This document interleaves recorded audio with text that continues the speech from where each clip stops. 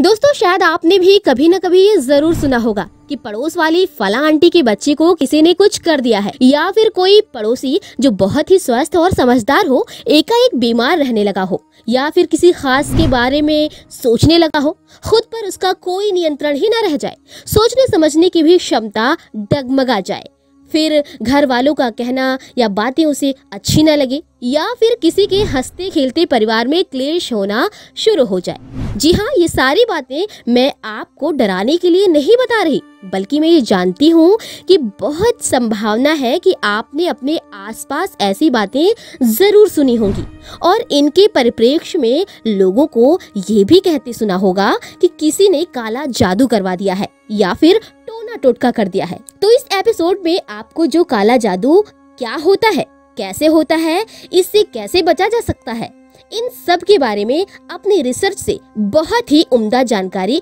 आपको हम देंगे।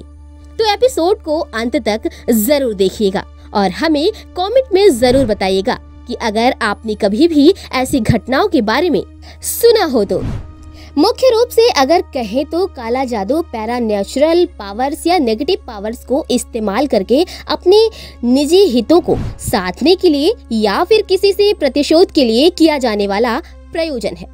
जी हाँ, ये एक प्रकार की तांत्रिक क्रिया होती है जिसमें तरह तरह के मंत्रों एवं विधियों द्वारा सुगंधित एवं आकर्षक वस्तुओं से बुरी शक्तियों को जगाया जाता है। टोने टोटके, वशीकरण आदि भी इसके अन्य प्रकार हैं। काला जादू का नाम लेते ही आपके और हम सबके मन में आसाम और बंगाल का नाम गूंजने लगता है। वैसे मैं आपको बता दूं कि सिर्फ यही नहीं, विदेशों में भी अफ्रीका और यूरोप के देशों में ऐसे क्रियाकलापों के बारे में सुनने को मिलता है। आधुनिक समाज में सब इस बात पर एक मत नहीं है। कुछ लोग काला जादू और बुरी शक्तियों को मानते हैं तो कुछ नहीं मानते हैं और कुछ मात्र वहम कहकर टाल देते हैं।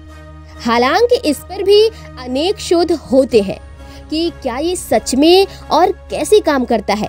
भारत में इसकी शुरुआत और केंद्र आसाम के कामाख्या मंदिर से कही जाती है, पर अब इसके ज्यादा जानकार नहीं है।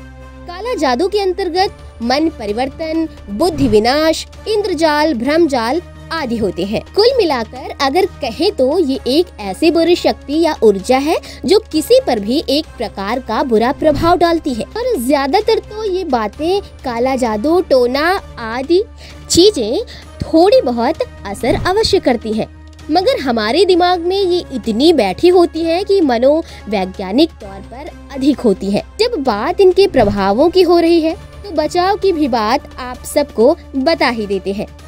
देखिए, ऐसी नेगेटिव एनर्जी से बचने के लिए बेहतर है कि हम अपने आसपास सकारात्मक ऊर्जा का माहौल बनाएं।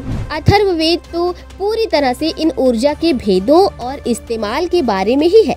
वहीं से कुछ बातें आपके लिए लाए हैं। अपने घर के आसपास मुख्यतः प्रवेश द्वार के पास तुलसी का पौधा अवश्य लगाएं और अगर गले में रुद्राक्ष की माला रहती है तो ऐसी शक्तियों का कोई असर नहीं होता। जी हाँ, निर्भीक बनने का प्रयास करें, सकारात्मक सोचें, मानसिक स्वास्थ्य को उन्नत रखें। अपने इष्ट की आराधना इसमें आपकी मदद कर सकते हैं। जी हाँ, कुल मिलाकर ये आप पर निर्भर करता है। अपने आप को हमेशा सकारात्मक रखें और पॉजिटिव एनर्जी से भरपूर रखें। तो ये था हमारा आज का एपिसोड। अगर ये जानकारी आपको थोड़ी सी भी उपयोगी लगी हो तो हमें लाइक करें, वीडियो को शेयर करें और हाँ, अगर सब्सक्राइब अभी तक नहीं किया है तो सब्सक्राइब कर लीजिए। Thank you.